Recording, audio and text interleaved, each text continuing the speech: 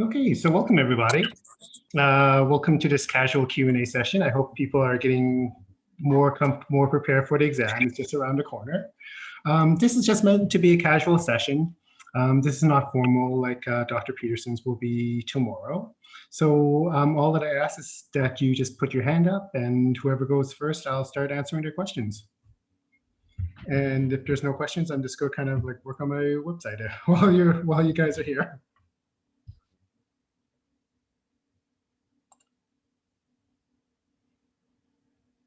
Coffee here. Okay.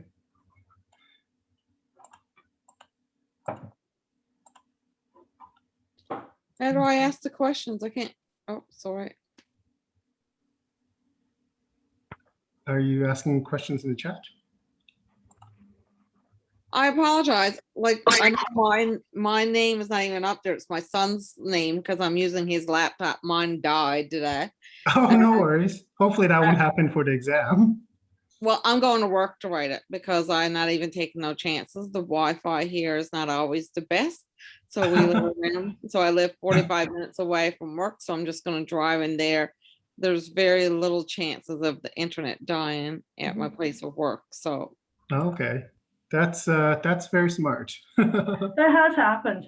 What is it? There was I know one colleague wrote an online exam, and it was one of those international exams he had to write, and his internet did die while he was writing it, and it was unfortunate.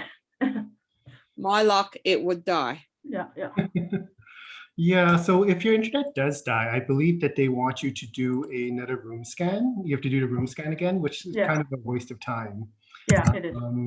So I guess it's just the way it is with COVID. Like, there's actually a lot of disadvantages doing it at home. You can't mark the answers. Like in the real exam, like you could circle the knots. You could like go back to the question that you didn't know. Or you could like make markings to help you out. You can't do that with the online exam. So it's actually a little bit more difficult. I did confirm that you actually do get a calculator. There is a button on. Yeah, there is. Yeah, there is a calculator. Yeah, so that's a small benefit. When I did the top hat, it shows you as your picture is up in the top right hand corner, and right underneath it, there's a little icon that you can click on and you can push calculator. But there's also a piece that you can do for a piece of paper to write on. But like you said, it's not the same thing, because if it was a double negative question, you could underline it. If you knew that 2 was the wrong answer, you could cross them off right away. But you can't make no marks on this. So, and you're not even allowed to have a piece of paper.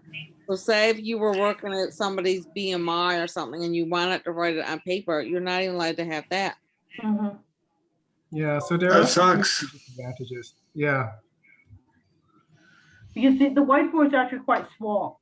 As I was telling one of the other participants, was that I'm used to, when I write an exam, like, on the back of the exam booklet, I write all my notes, like, whatever that's sitting in my head, like the insulin chart, for example. I find that quite useful, referring to the insulin chart when I answer the exam.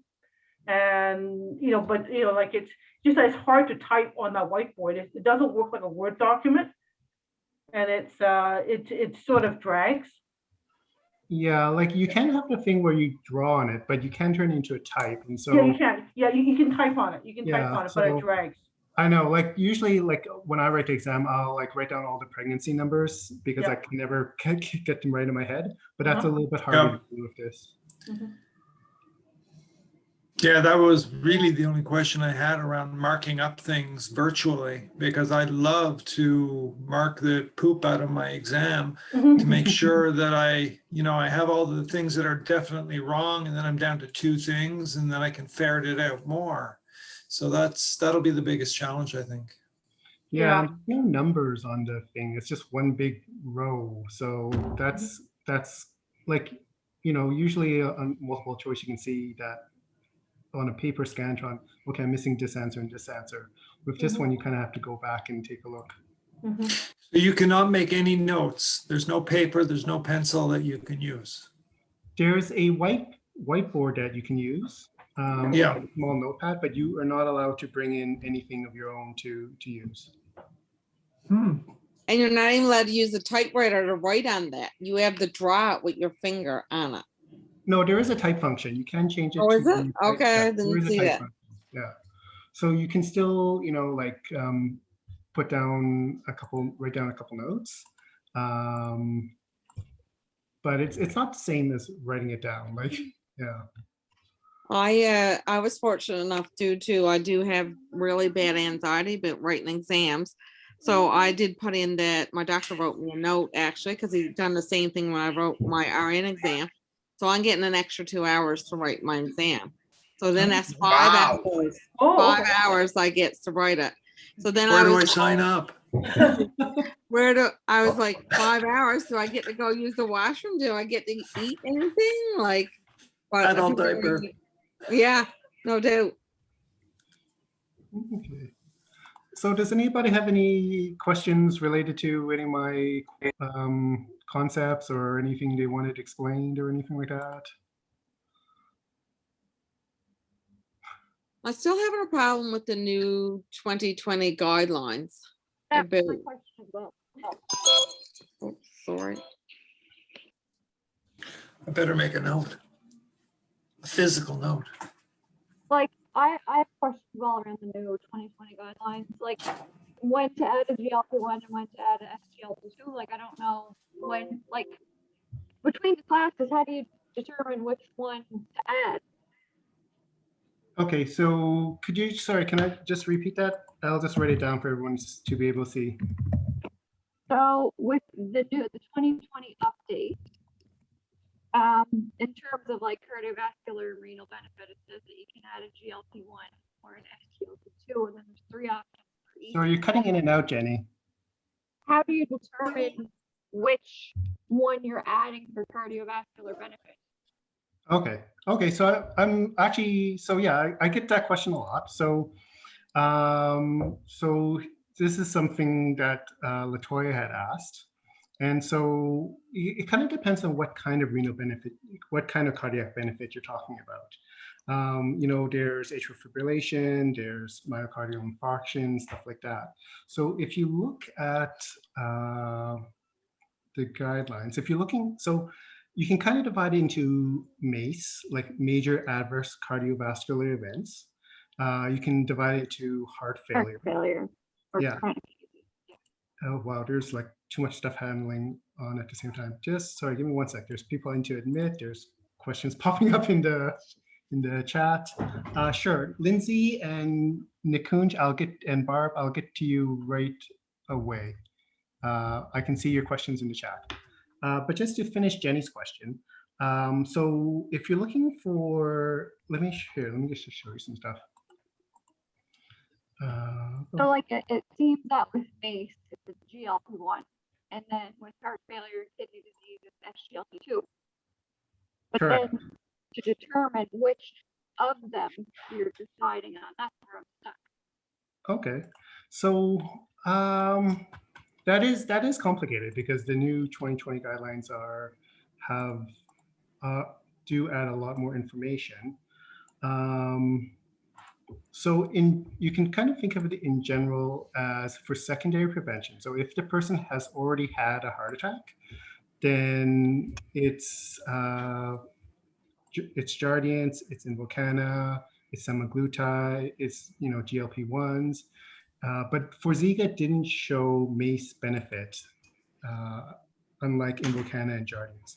But for things like renal function and HHF, which is heart failure, then someone needs to mute themselves.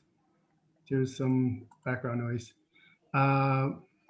Then all the SGLT2 inhibitors show benefit. So when you're looking at CV benefit, you kind of have to define what exactly you are asking for, and then that makes the question easier. Does that kind of answer your question, Jenny? It does.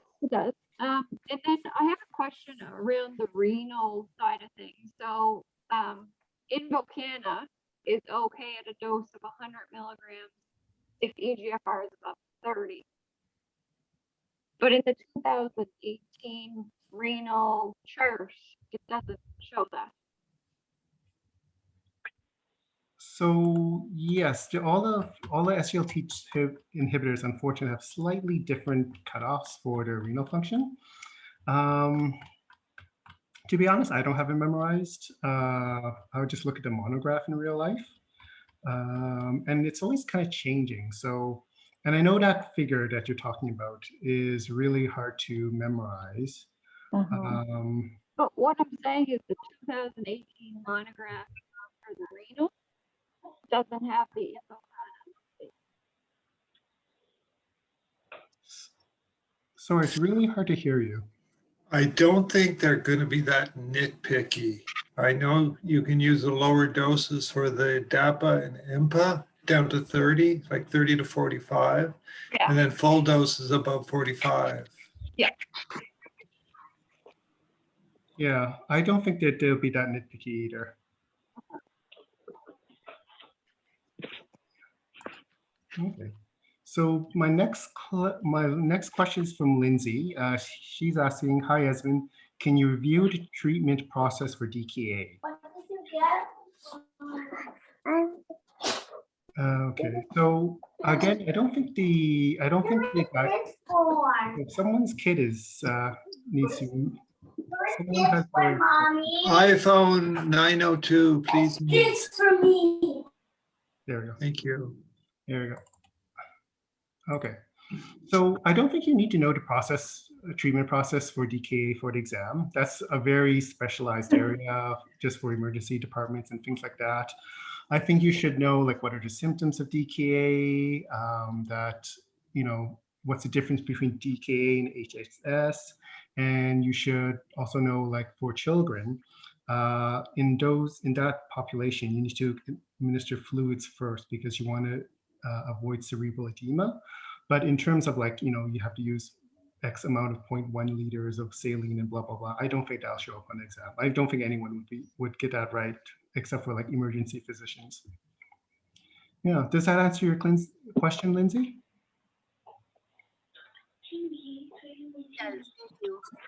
Okay, so Nikunj is next.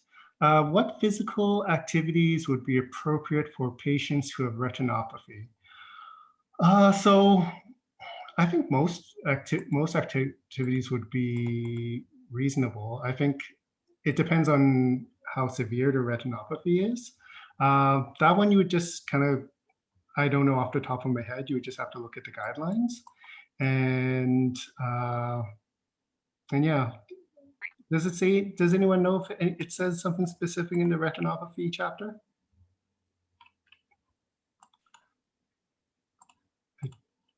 I think it just says avoid like strenuous activity. I remember saying like anything that moves the head. For example, they're not supposed to be jogging or running or lifting weights. Mm-hmm. Okay, so yeah, basically any kind of like really heavy, quick moving or heavy movements would be not recommended. Otherwise, most exercises should be okay. Okay. Wow, there's a lot of pop-ups here. Okay. Oh, perfect. Barb, thanks for answering, Lindsay. It's all about IVF intravenous fluids first and potassium, then give insulin. Okay. Can you explain, here, we'll copy these out so I can. Okay, so my next question is from Brittany. She's asking, can you please explain how alcohol causes hypoglycemia in regards to pathophysiology? So you can think of it this way. Your liver is one of the biggest stores of glucose of glycogen in your body, and glycogen turns into glucose. You know, you also have a lot of glycogen in your body, 300 to 500 grams, but the muscles can't readily turn that into glucose as easily as your liver. Your liver is kind of like this alchemist in your body that can easily turn glucose into glycogen and glycogen back into glucose. So when you're under the effects of alcohol, your liver is busy trying to deal with the alcohol instead of doing this conversion process. Alcohol, I think, uses up this enzyme like alcohol dehydrogenase or some sort of cofactor that stops the liver from converting glycogen back into glucose. So when you're under alcohol, all of a sudden you lose the ability to turn your stores of glycogen back into glucose, and that's how it can cause hypoglycemia. I don't think you need to be any more detailed than that for the exam. They're not going to ask you like which cofactor or the biochemistry pathway for that conversion process. So, and remember, glucagon, which is the main treatment for hypoglycemia, acts on the liver to turn glycogen into glucose. So you can give the person glucagon, but it won't do anything because the liver is too busy dealing with the alcohol. And so that's why people are more prone to having lows after consuming alcohol. Yeah, does that answer your question, Brittany?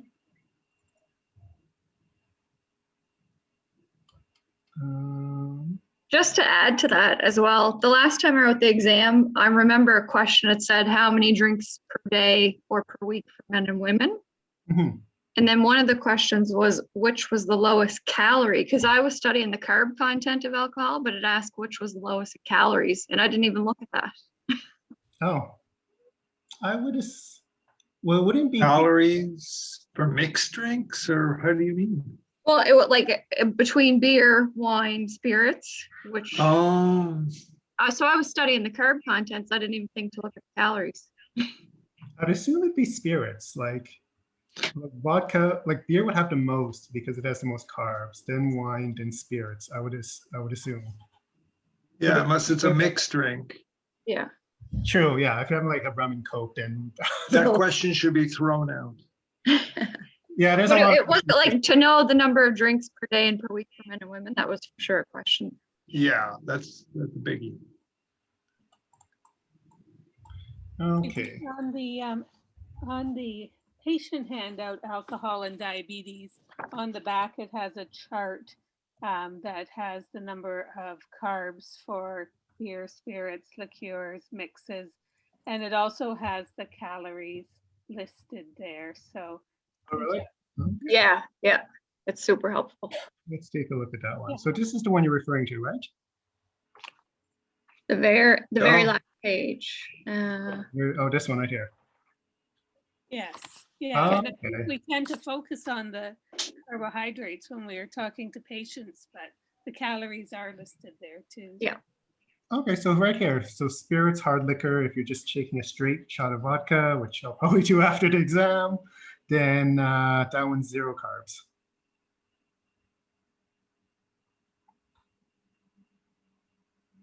And I guess which one has the most in? Oh, dessert wine, obviously. Or coolers, yeah. I guess they have a lot of sugar. Okay. So do I understand, Esmond, that your number is up? You're writing on Saturday? Yes, I'm writing this year too. Okay. Yes. So it's kind of funny, like I'm going through my own questions and I'm doing good, but then I'm kind of worried, am I doing good because I subconsciously remember the answer, or am I doing good because I actually know the content? So I guess I'll find out on Saturday. There you go. Okay, so my next question is from Helen. For the new 2020 guidelines, canagliflozin is no longer considered to be a risk for amputations due to the newer study. Okay, I've heard that they did a new study that showed that it didn't have an increased risk, but I think it still has that warning on the monocle. Whoopsie, stop. Okay, so I want to show you guys this. And I mentioned this in my website. So you can go to get all the latest monographs from this. This is done by Health Canada. And I have too much stuff going on. I've got chats and boxes and stuff like that. Okay. So you can go here and then search and get the latest monograph. We'll mark it, and then we'll go into Canada.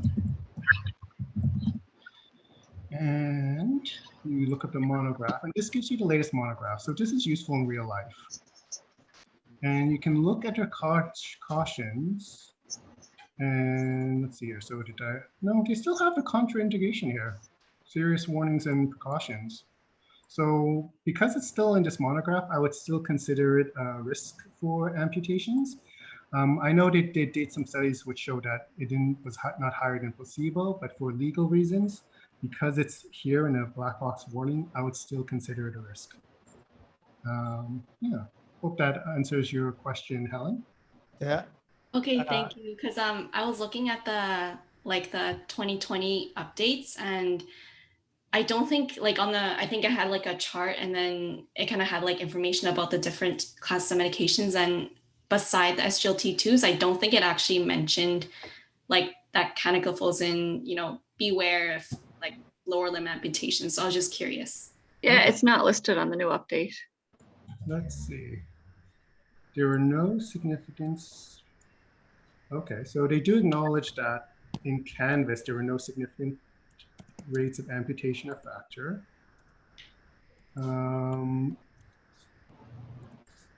Yeah, like if you look over there, it's like I don't think it's listed in cautions anymore. I see. So that is new because in the 2018 one, it definitely lists it as a caution. So this is a case where it's like, yeah, so this one's a bit tricky. So they're saying in one study there was one, and in another study there wasn't one. If it shows up on an exam, I would still say that it does because of this previous study, and in real life I would as well because there is that big black box warning on the monograph. But that's a little bit open to interpretation. But that's what I would do. Okay, so next question about TMI from the Essentials from Doris. What does the TMI stand for, Doris? Well, the trans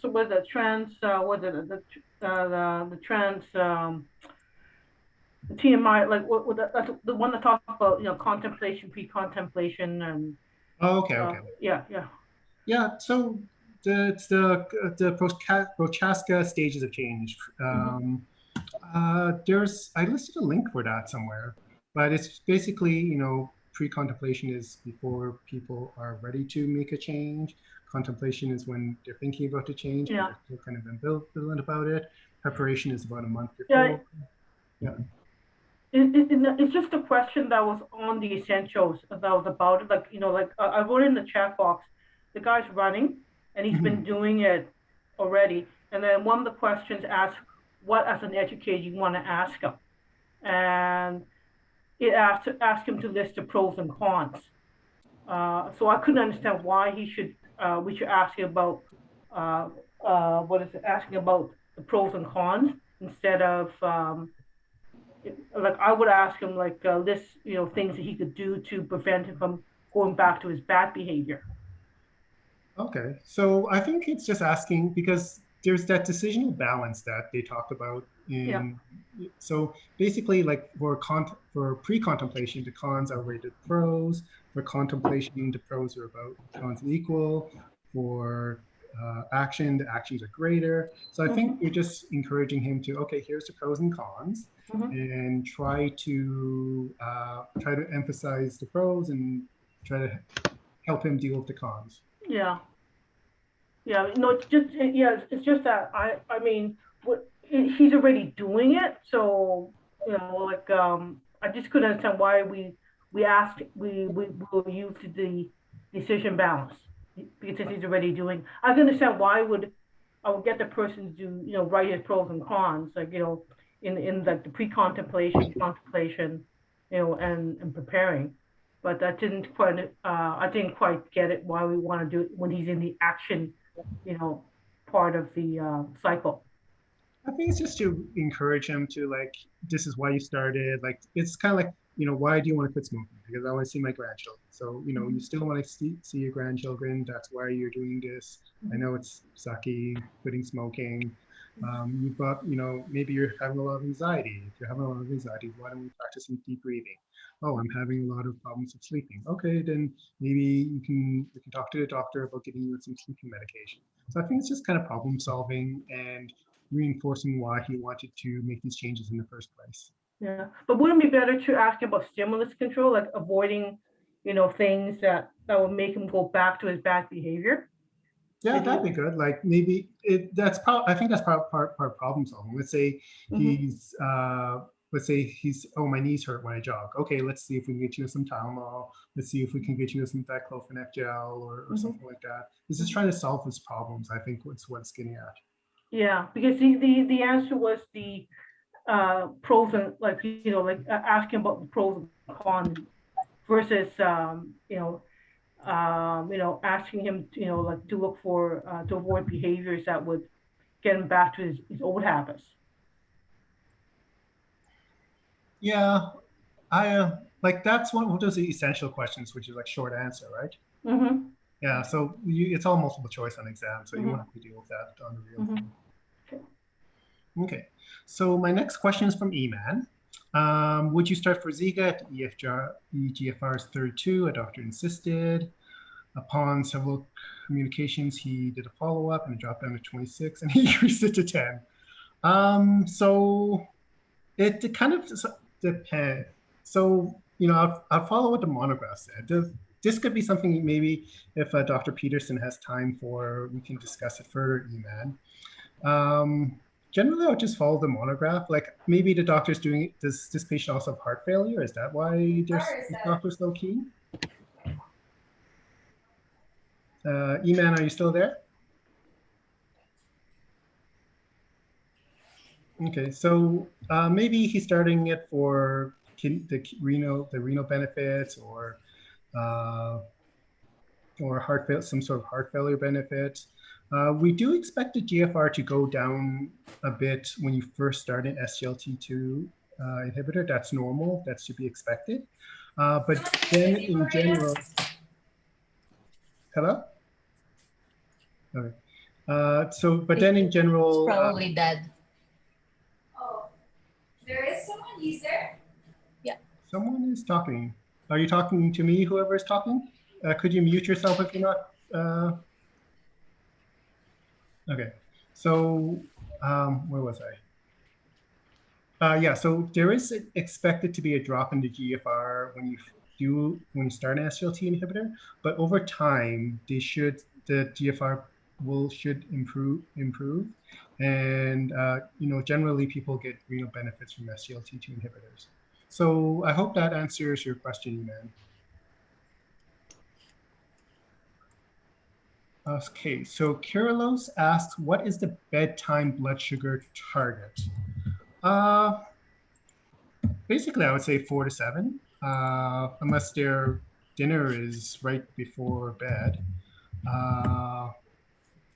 Yeah, and then if you're worried about them going low or something like that. So hold on, I'm just going to see if I can mute everyone. There's someone here that's, okay, perfect.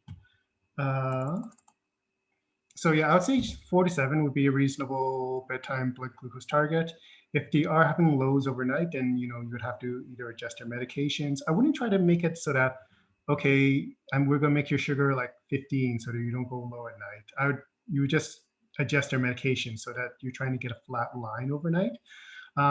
In real life, you can use like the Freestyle Libre or things like that to check how they're doing overnight. I know they're expensive. They're like $90 for 2 weeks, but usually the drug rep can give you a lot of samples. They even have a compassionate supply program now, where if they're on insulin and they're below a certain income, the company will just actually pay for like a year's supply or something like that. So that's an option, but for the bedtime blood glucose target, I would say 4 to 7. I hope that answers your question, Kyrillos. And I hope I'm pronouncing your name right. Okay, next question comes from Helen. Let me just copy this out of the chat.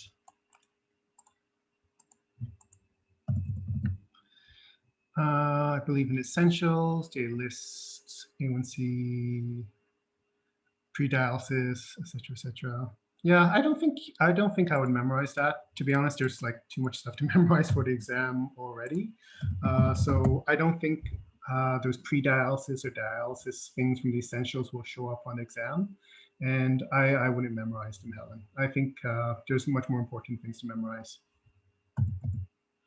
Okay, my next question is from Kyrillos again. Protease inhibitor increased blood glucose, antiretroviral decreased A1C, kind of contradicting. Yeah, I guess so. Like those things can falsely decrease A1Cs. Like there is like HIV is a specialized area. Like we have a specialized clinic in Calgary that handles all of that stuff. So I don't have any experience with that, but yeah, again, that I wouldn't bother memorizing for the exam. Okay, my next question comes from Ali. Here we go. Copy it from the chat. Hi, so this is from Ali. Hi, could you please clarify basal insulin self-titration, 10 units every 1 to 2 units each day until AC, so it should be fasting blood sugar, not A1C, 4 to 7, or increase every week instead. So for most basal insulins, you do increase that daily, usually about 10% once daily. There is a special one called Tresiva, it's the newest one, where that one you titrate it 4 units every week. So that's kind of like a special one. But all the other ones like NPH, Levemir, Basaglar, Lantus, you can generally go with 10% once a day. Usually for that, I'll just tell patients, okay, just increase by one. If your sugar is above 7 tomorrow morning, you just keep increasing by 1 every day, or 10% every day until you're below 7. Okay, Kyrillos asks, what is the onset and peak of mixed insulins? So there's 2 types of mixed insulins. There's the mixed insulins using the old short-acting insulins, and there's the new mixed insulins with the rapid-acting analogs. You can find that on the bottom here. So I just have too many windows open. Right here. Oops, I pass it. Right here. So as you can see,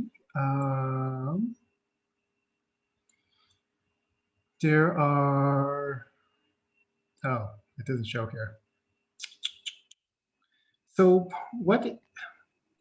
there's basically 2 peaks. Like for Humulin 3070, it's just basically Humulin R with NPH. So there would be a peak here for the Humulin, and then there would be a peak here for NPH.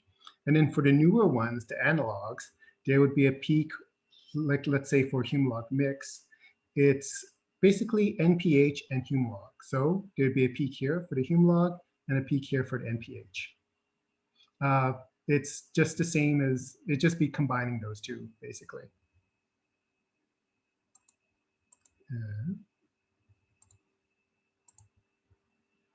Okay. Just to clarify that, the mixed insulin is always using NPH as the basal? So it's not, so that's a good question, Brittany. So okay, so the mixed, let me, so, okay, so how do I explain this? So short-acting insulin is just regular insulin, the same amino acids as you have from the same amino acid chain as what your pancreas is creating right now. When you add protamine, you turn Humulin into NPH. So those are the older, like 3070s, these ones. So these ones here, these mixed ones, that's Humalog plus protamine mixed in. So it's not quite NPH, but it acts pretty similarly to NPH. You can almost kind of classify it as NPH because it's protamined humalog. So yeah, it's very similar to NPH. I hope that answers your question, Brittany. Hi, Esmond. My understanding is when you add the protamine that it reduces the variability of the insulin that lasts longer, so it doesn't tend to work like an NPH. It works more like a Levemir. I don't think it will last that long because even with Humalog mix, you still have to use it twice a day. And Levemir, you can get away sometimes with giving it once a day. Like what protamine? So let me see. Let me just look at my pathophysiology lectures. I think I explained it somewhere here. So basically, where's that amino acid slide?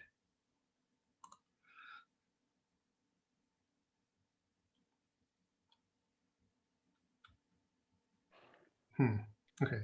So no, sorry, it's in one of my videos. So what protamine? So insulin is when you produce insulin, it comes out as monomers out of your pancreas. But insulin has this weird tendency to converge into hexamers. And those hexamers are stable and make it last longer.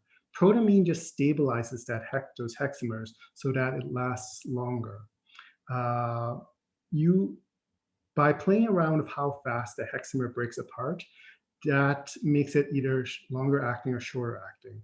So for example, for NovaRapid, they have changed the amino acid structure so that those hexamers break apart really quickly. So that's why you get that fast acting insulin.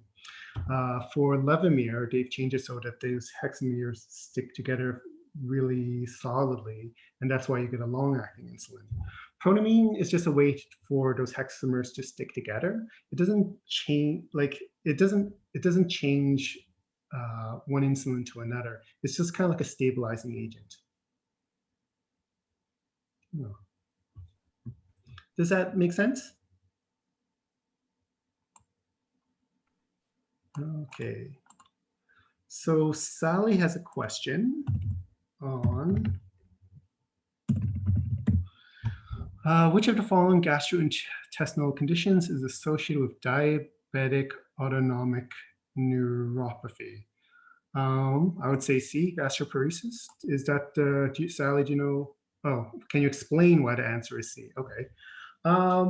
Gastric ulcers can be caused by a variety of things. H. pylori, the bacteria, is one of the chief causes, which has nothing to do with diabetes.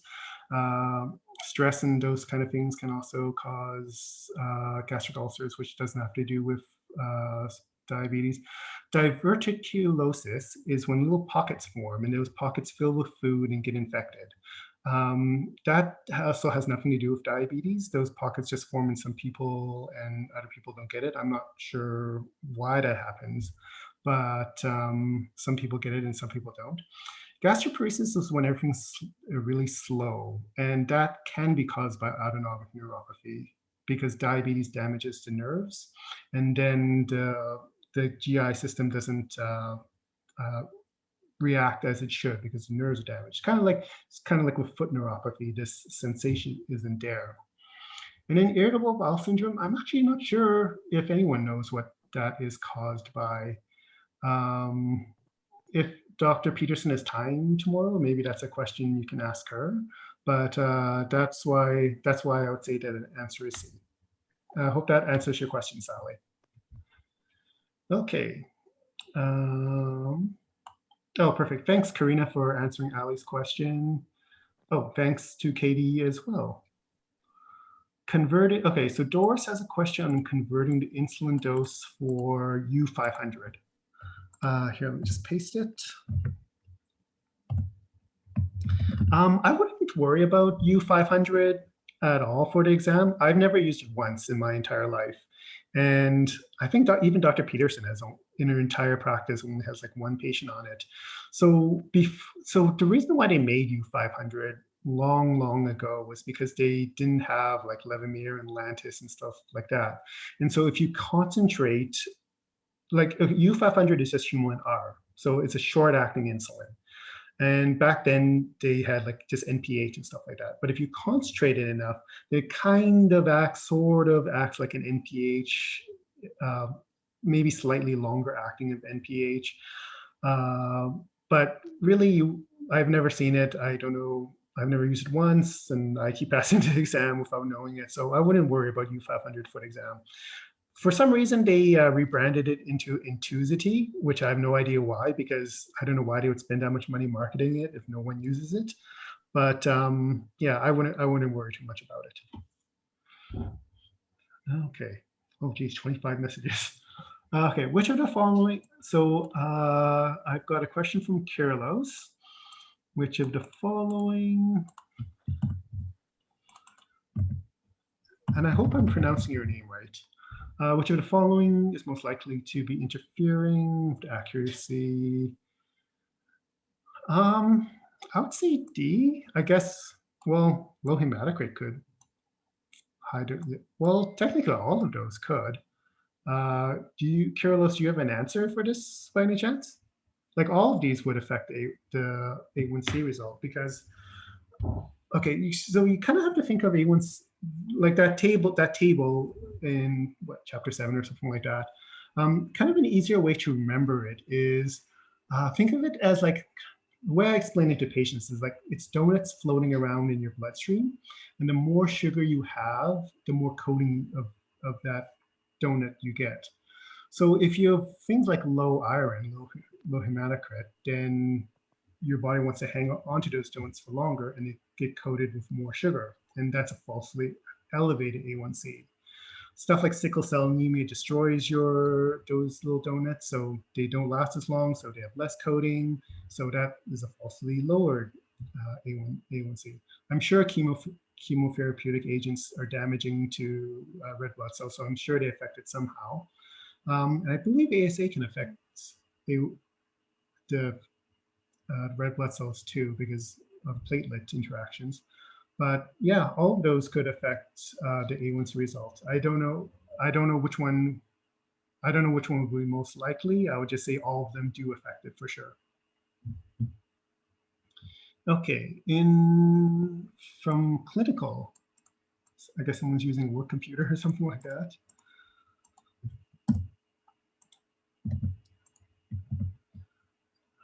Okay, from clinical, you have a question on regards to the CDCB practice questions when they ask about the patient 30 years old, irregular periods and on metformin. Which would you warn her about? The answer was birth control and not alcohol. Can you explain that, please? Metformin is safe in pregnancy. Why would pregnancy be your concern before alcohol?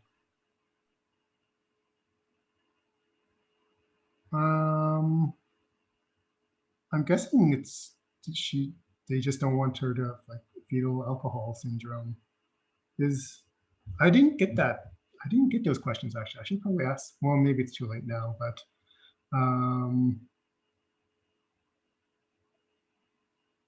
oh, but was birth control but not alcohol? So I assume is like her A1C high, then she should be on birth control before she attempts to get pregnant. And I'm just wondering if it's because the metformin with irregular periods would increase her fertility. So she'd probably get pregnant easier. Oh, that's a good, I didn't even think about that. That's a good, something to think about. You know, we use metformin Yeah, I think it's with PCOS in the DIP clinic, so that could be it. Okay, interesting. Yeah, so I would just, like, I don't have the full question with me, but I assume her A1C is high, and that's why they want to make sure that she's not pregnant, If she's not pregnant, then she can have alcohol. Yeah, I think the question, her A1C was high, so they wanted to make sure the medication that she's on is not contraindicated to pregnancies. Okay. So yeah, for pregnancy, just make sure their A1C is target, and then get them off the ACEs and alcohols and other things that can be toxic for the fetus. Okay, so Deb is asked, can you go over the research for the effects of cannabis on diabetes?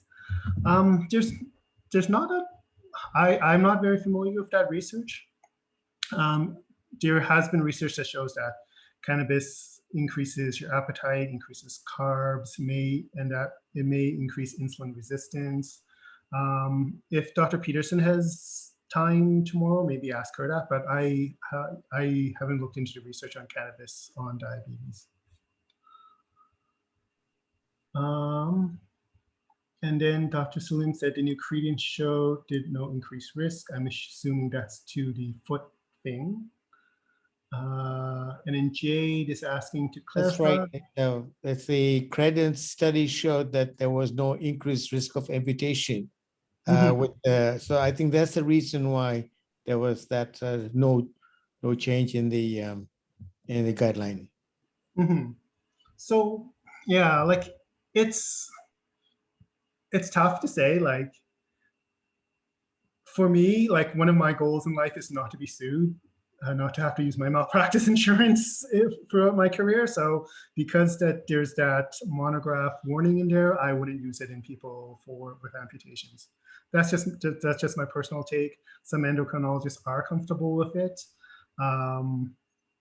Yeah, that'd be a toss-up for the exam. The problem with the exam sometimes is that there's some different practices do different things, and so it's kind of hard to separate that. But for me, I would choose no.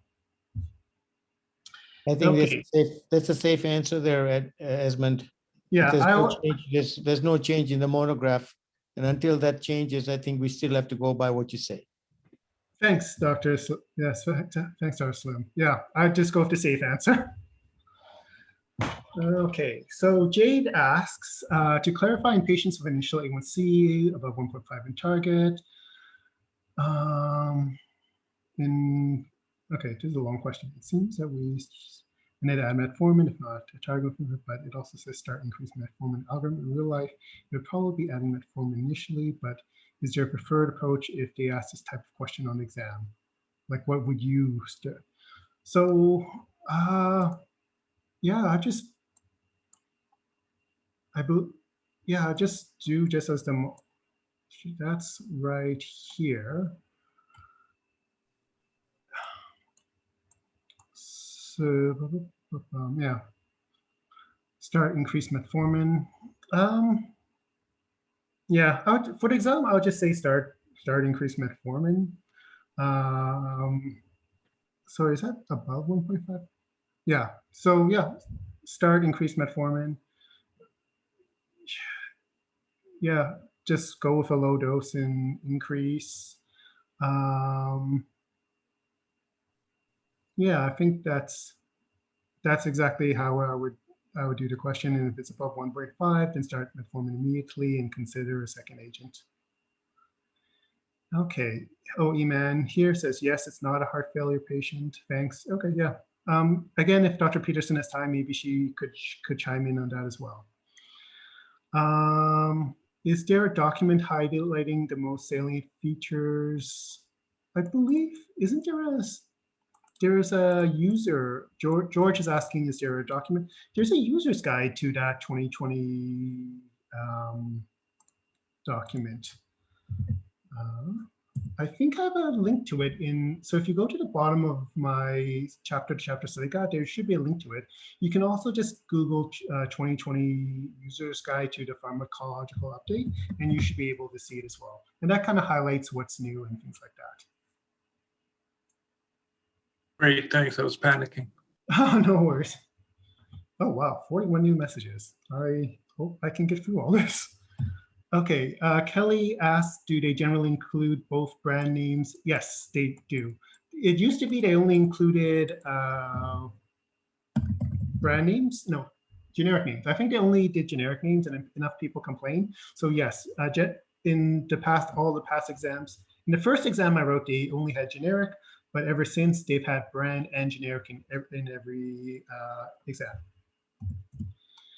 Okay, Katie, clinical. Oh, good. They're just talking about that. Someone saying hi to me. Marion asks, could you go over questions 97 and 98 in the essentials? Okay, give me 1 second to get my book. Or does anyone have can someone copy and paste? Them right here, like they were pretty confusing to me. Okay. 97 says when engaging in the transitioning planning for the adolescent, all of the following would be considered except, and the answer was the transition counselor. So like I found that pretty odd because I thought he's one of the, like I went with the answer key that you had on your website. And I thought that the transition counselor is actually important. And then the other one, I thought Doris, like, sorry, I logged in late, but I thought Doris was talking about it. The one about Harry walking around the park. And then the answer was help Harry to plan for time. Like, sorry, that was my answer. But in the answer key, it says, ask Harry to make a list of pros and cons for doing the new behavior. And Harry's already in action, like he's already doing the behavior. Yeah, So also I yeah, found that's the question I was asking. that's the question you were asking, Doris, right? Yeah, so I thought the answer was wrong because I thought we're supposed, like, since he's in action, it's supposed to be help Harry to plan for times when he will be tempted to revert to the old behavior. So something like troubleshooting, like problem solving. You're absolutely right. If they gave me an option between make a list and troubleshooting, I would have chosen troubleshooting as well.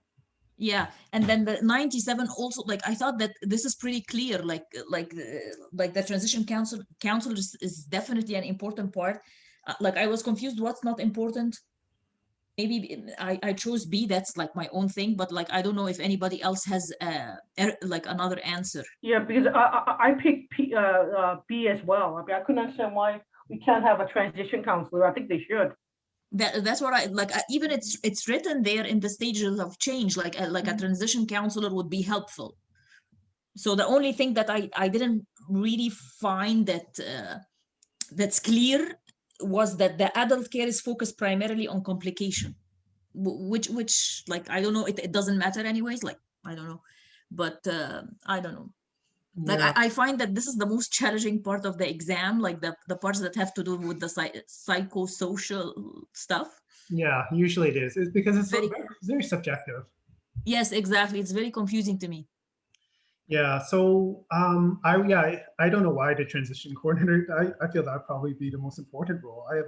I have a lot of patients like that where they're like 19, 20 and they have like just awful control.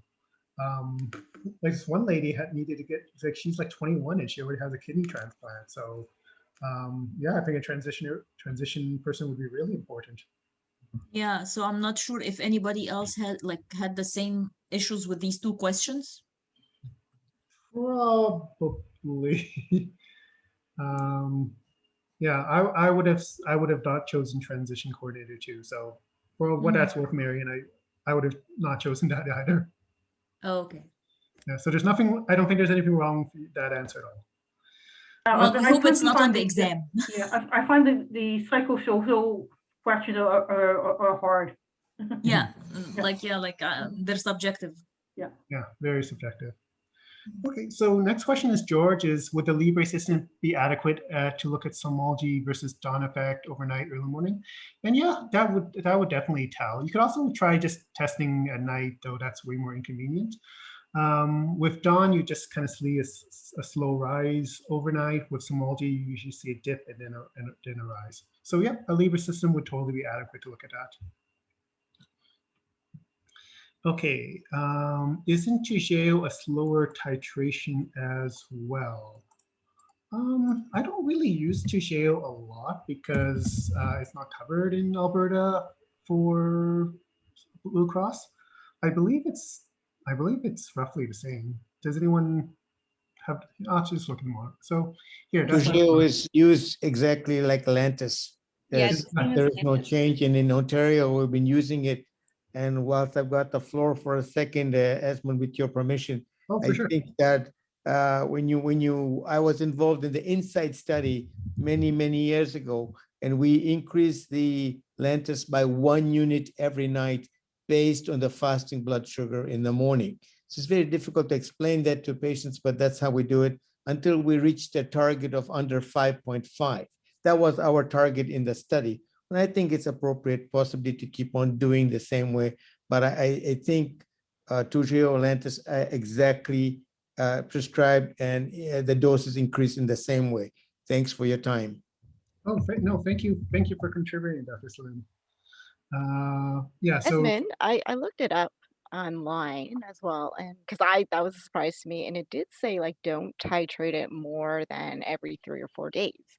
This is from the Toujeo Pro website. Now, is that a real Sanofi website? I'm not sure, but it says toujeopro.com, and it says, yeah, adjust and titrate no more than every 3 or 4 days.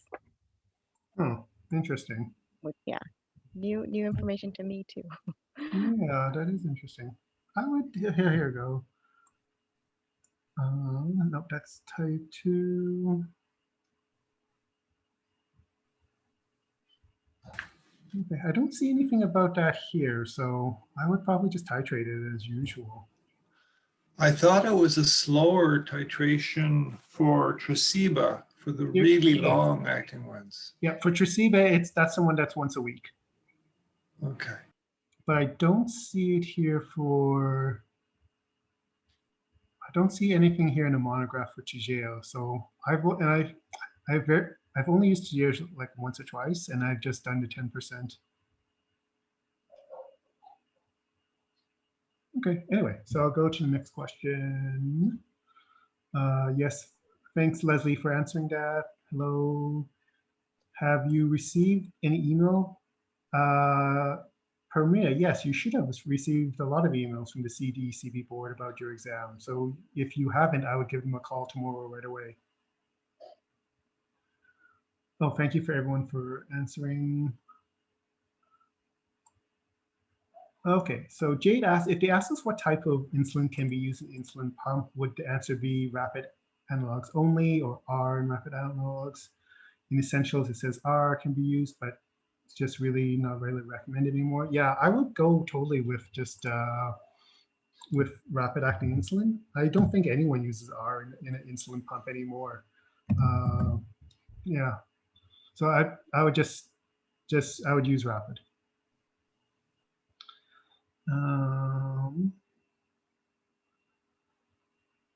Yes, definitely give them a Perimi. You should call the CBBCB tomorrow. Gastroparesis, low fat, low fiber. Yeah. Just Doris is asking, is pancreatic cancer now a caution in DPP4 in the 2020 update? I think we talked about this in.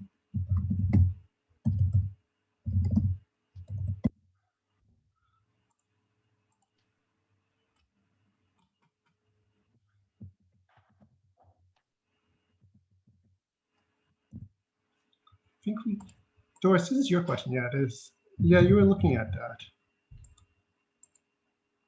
Because on your practice exam, I think you had mentioned that pancreatitis is a caution, but not pancreatic cancer.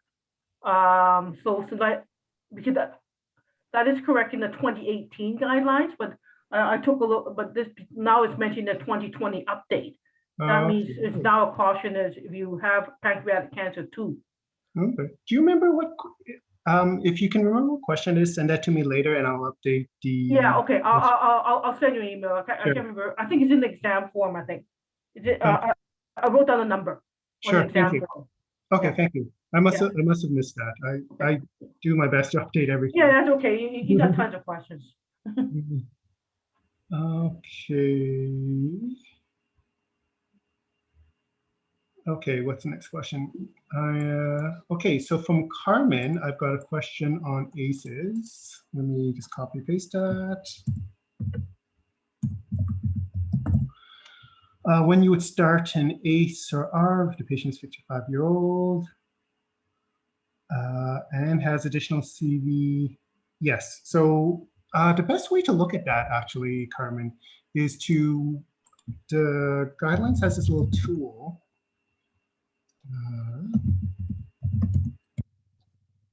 And you can play with it and then It's under here, under reducing vascular risk. And then you can just play around with like yes, no. And then it'll show you what the recommendations are. You can also just download this. And remember, it's important with this one is you have to start from the top. Don't start from the bottom, or else it makes less sense. So if he is, so you look and see if he has any end organ damage, like if he's cardiovascular disease, then like if he's had a heart attack, then you would do all three. And then you just go down from there. If he is 55 and additional, then yes, it'd be statin and ACRR. Esmond, there's also a 2020 quick reference update now. Oh, is there? Oh, yeah, okay. this is a 2018. Okay. Yeah. Is it under here as well somewhere? It's in the website. If you go into the website, it is there somewhere. Oh, okay. Yeah. I have not seen that yet. Yeah, yeah. There you go. Right there. You found it. Oh, okay. Here we go. Yeah. Oh, this is great.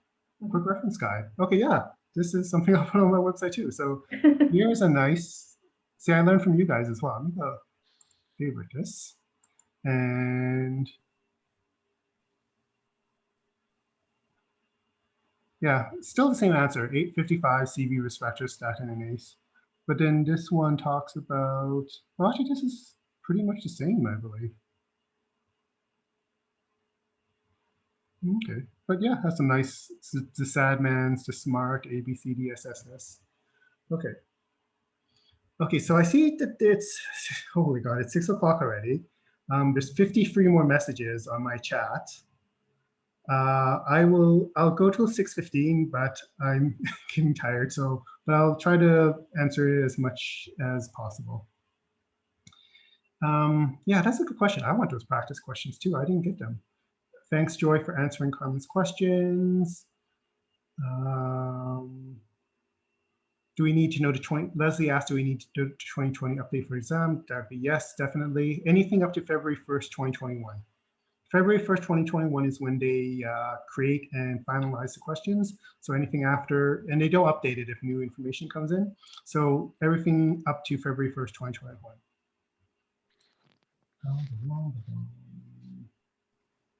George asks, has anyone here written this the remote way before? Probably not. They just started it doing last year for COVID. Thanks to Katie for reasons to start an ACE.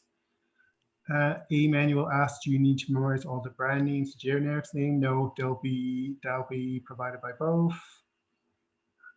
Yes, thanks Joy and Katie for answering those. Do we need dosages?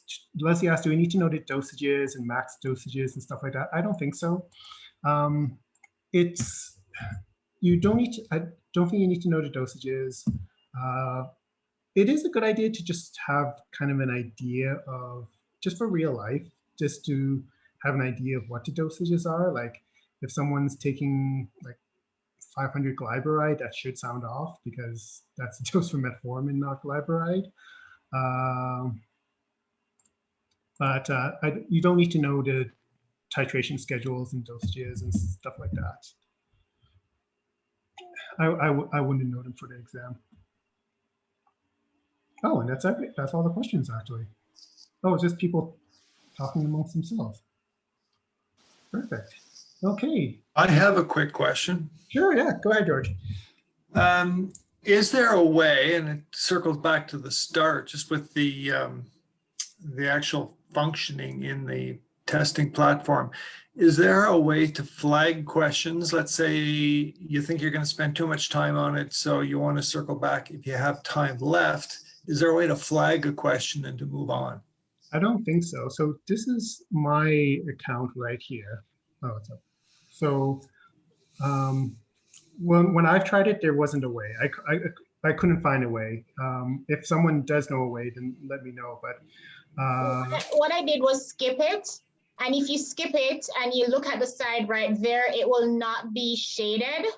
So if you scroll the button at the side, the unshaded ones are the ones that were not answered.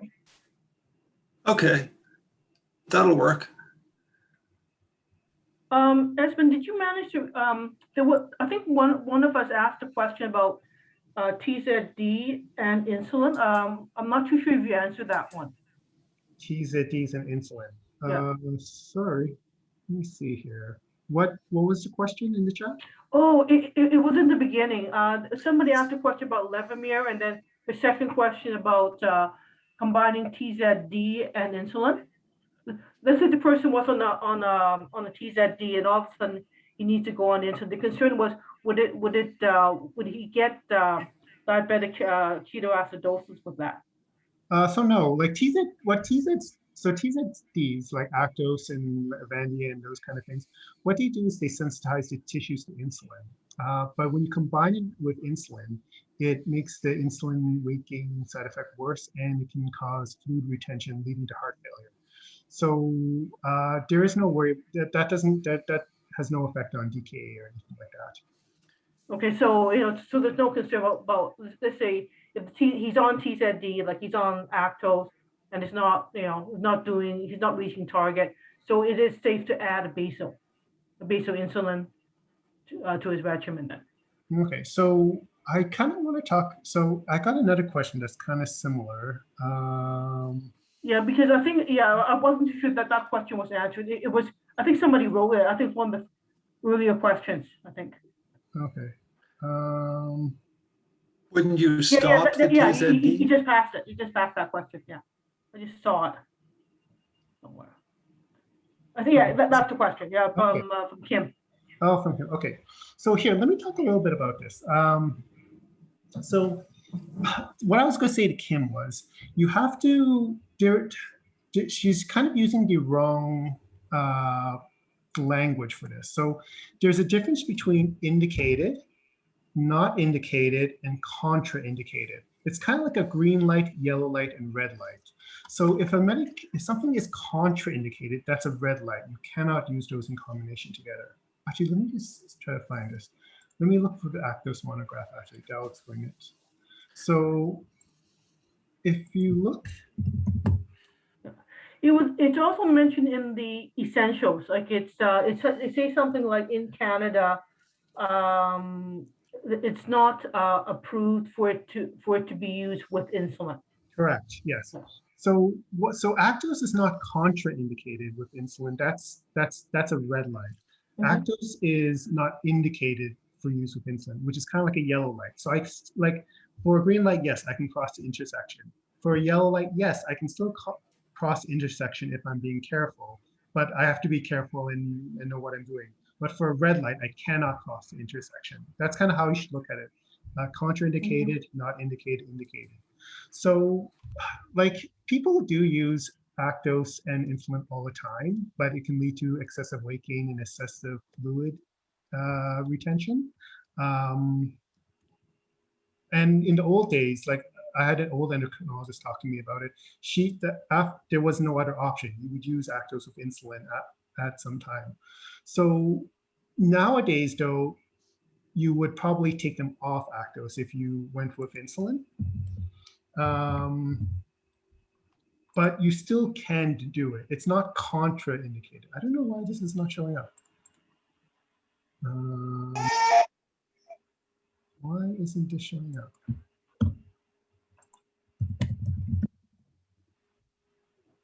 Search. Oh, here we go. I need to mute someone.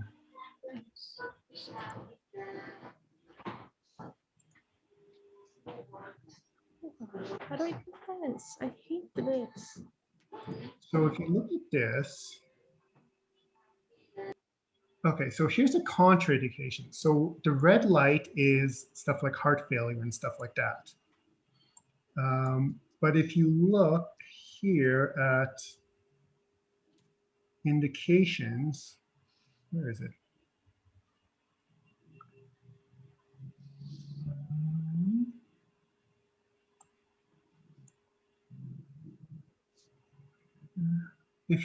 It's here somewhere, but it'll also say that Actos is not indicated for use with insulin, but it's not a contraindication. So it's like a yellow light. You still can go through that crossway, but you just have to be careful. Yeah. Does that answer your question, Doris? Okay, perfect. Okay, 23 new messages. Okay, let me just see.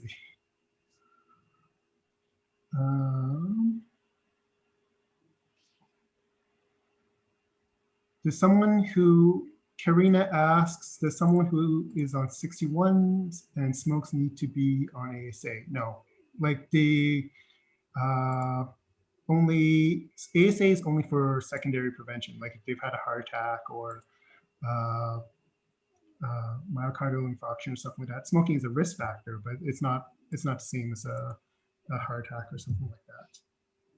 Thanks, Esmond. No, I had a patient that was on it, and I didn't see any reason for him to be on it besides, you know, he was a smoker. So that was a risk factor. So that's why I was questioning that, like why he was on it. So that's all. Yeah. Good question, though. Get that all the time in long-term care. People are on low dose ASA for primary prevention, diabetic or not. It drives me crazy. Yeah, they've actually come up with some studies that in older people, it's actually not, it's worse to be on ASA if for primary prevention or something like that. So yeah, definitely. The bleed risk. The bleed risk is just too much. Oh, thanks for Katie for answering that, and Dr. Salim. Yep. Okay, Mrs. Chat. Okay, so I think that's everything. So I want to wish the people who are writing Friday morning the best of luck. Tomorrow will be Dr. Peterson's Q&A. You'll join just the same way. For hers, it'll be a little bit more formal. I'm going to ask you to use the hands up button on, you should see it on the sidebar somewhere for Zoom. Just use the hands up button for that. Yeah, just like George did. Perfect. Thank you, George. And yeah, so best of luck, everyone. I'll be on Friday as well if you want to join me. Yeah, best of luck, everyone. Thank you very much. Thank you. Thanks, Esmond. Thanks, everybody, and good luck. Yeah, good luck, We'll see you tomorrow night. Yeah, see you tomorrow. Good luck, everybody. Okay, everyone. See you tomorrow.